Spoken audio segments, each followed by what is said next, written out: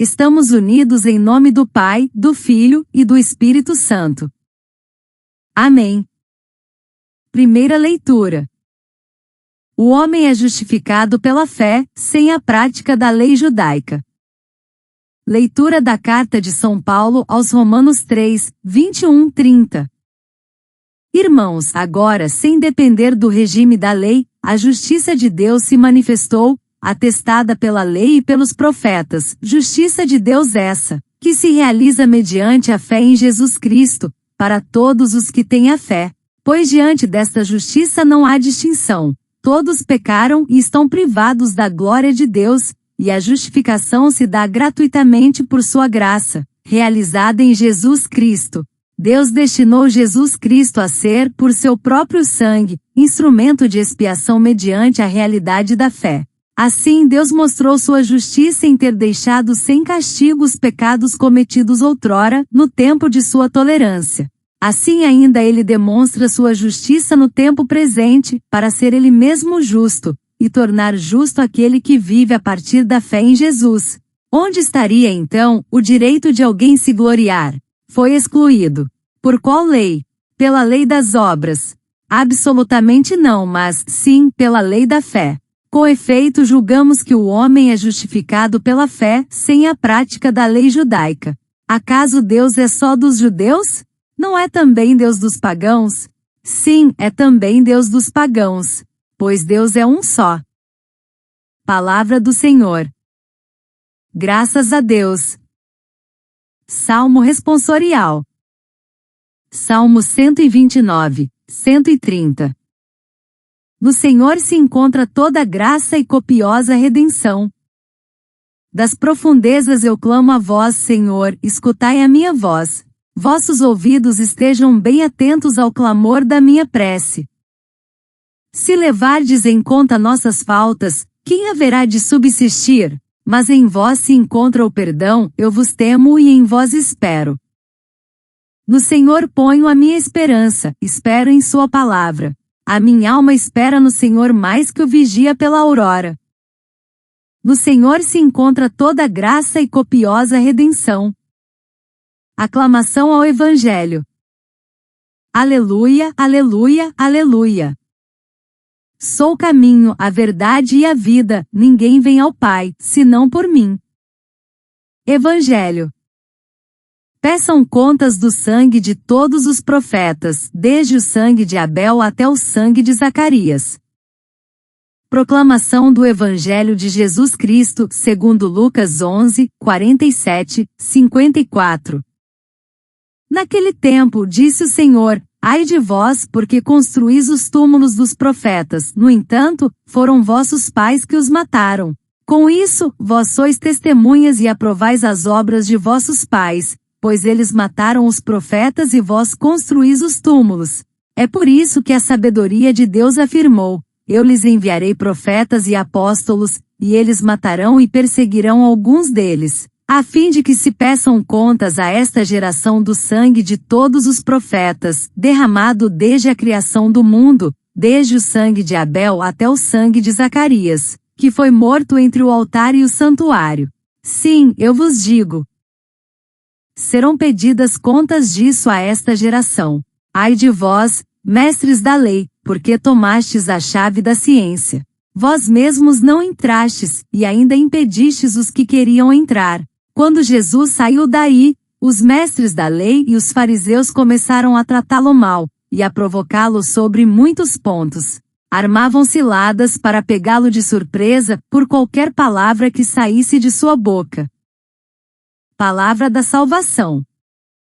Glória a vós, Senhor. Reflexão.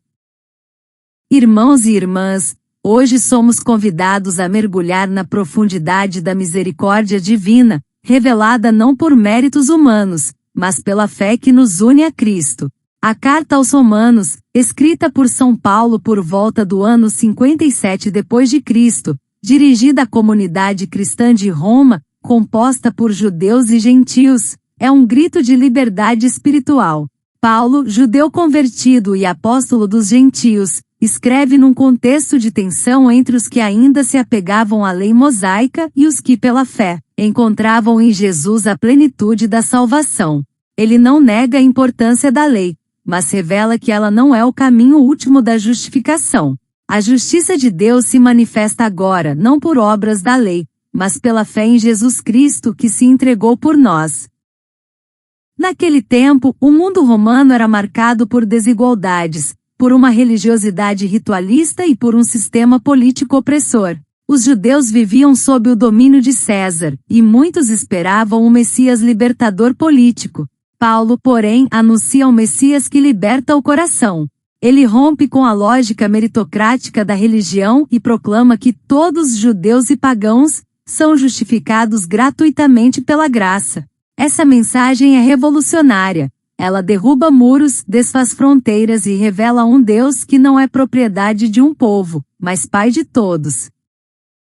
O Salmo 129 ecoa como uma oração que atravessa os séculos. Das profundezas eu clamo a vós, Senhor. É o grito de quem reconhece sua fragilidade, mas confia no perdão.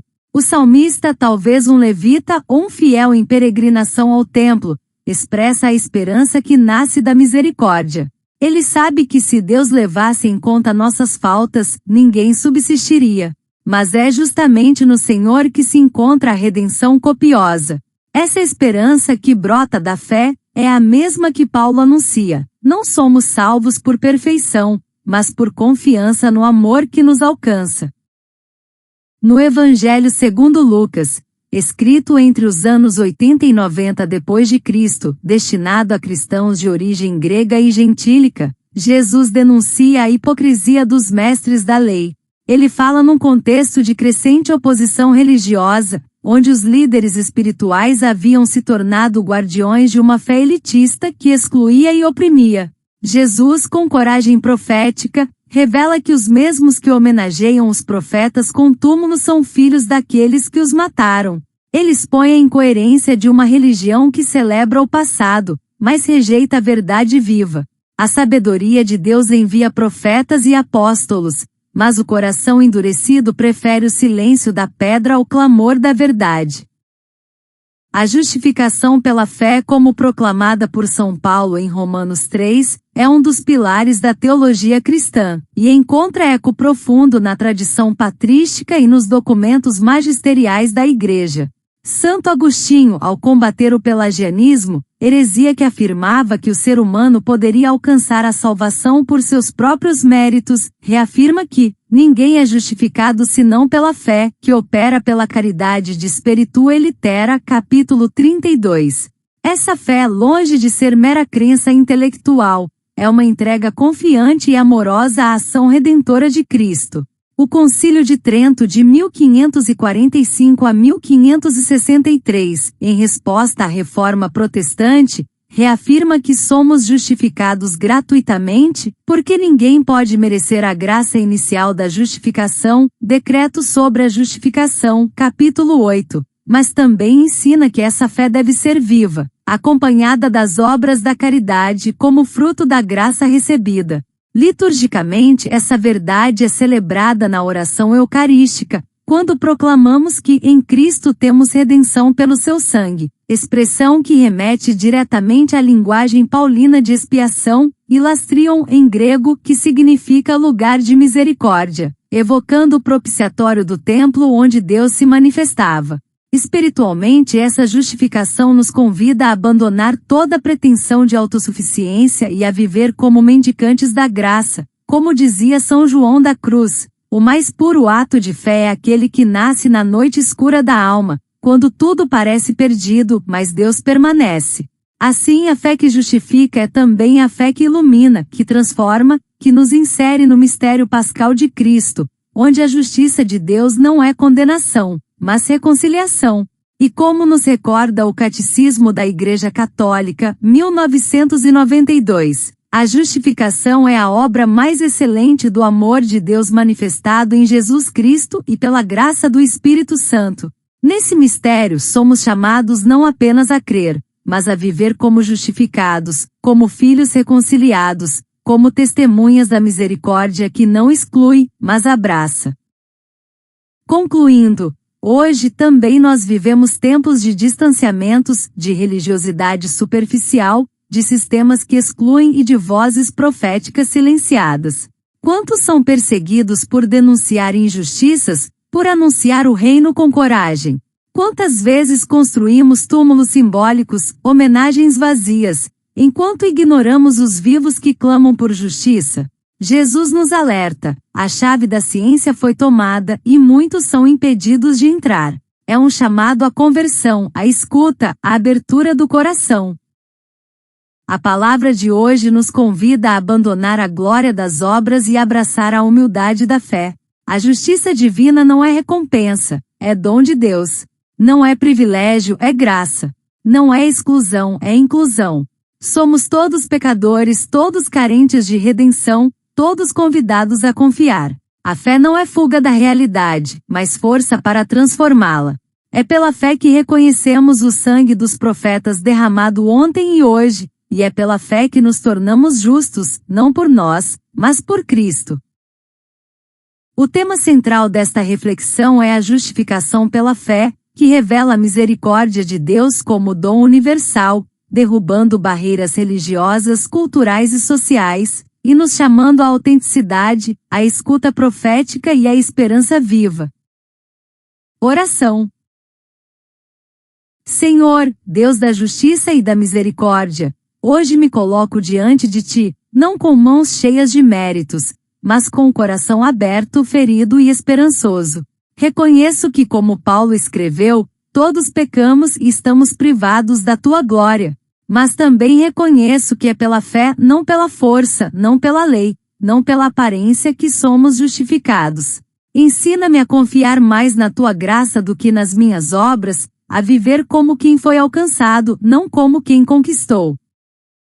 Ajuda-me, Senhor, a viver essa fé de forma concreta. Que eu não me esconda atrás de ritos vazios, nem me glorie em tradições que excluem. Que minha fé seja ponte, não muro, seja luz, não julgamento.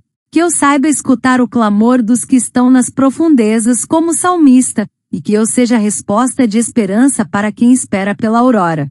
Dá-me coragem para ser vigia da madrugada, mesmo quando tudo parece escuro. Senhor Jesus, que denunciaste os túmulos construídos sobre os profetas silenciados, dá-me olhos para ver os túmulos que ainda erguemos hoje, túmulos da indiferença, da injustiça, da religião sem compaixão.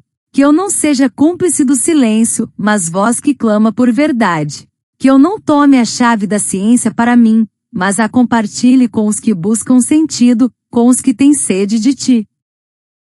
Na minha realidade, Senhor, onde há fome, desigualdade, exclusão e violência, que minha fé não seja alienação, mas ação. Que eu pratique a caridade que nasce da fé viva. Que eu denuncie com amor, que eu acolha com firmeza, que eu sirva com humildade. Que eu não tema ser profeta, mesmo que isso custe o conforto. Que eu não tema ser cristão, mesmo que isso custe o aplauso. E assim, Senhor, que minha vida seja oração encarnada, fé que justifica, amor que redime, esperança que transforma. Que eu viva como quem foi reconciliado, como quem foi perdoado, como quem foi enviado. Que eu não me glorie em mim, mas em Ti. Porque em Ti, Senhor, se encontra toda graça e copiosa redenção. Amém. Ave Maria, cheia de graça, o Senhor é convosco, bendita sois vós entre as mulheres, bendito é o fruto do vosso ventre, Jesus. Santa Maria, Mãe de Deus, rogai por nós, pecadores, agora e na hora da nossa morte. Amém. Louvado seja nosso Senhor Jesus Cristo. Para sempre seja louvado. Continuamos unidos em nome do Pai, do Filho e do Espírito Santo. Amém.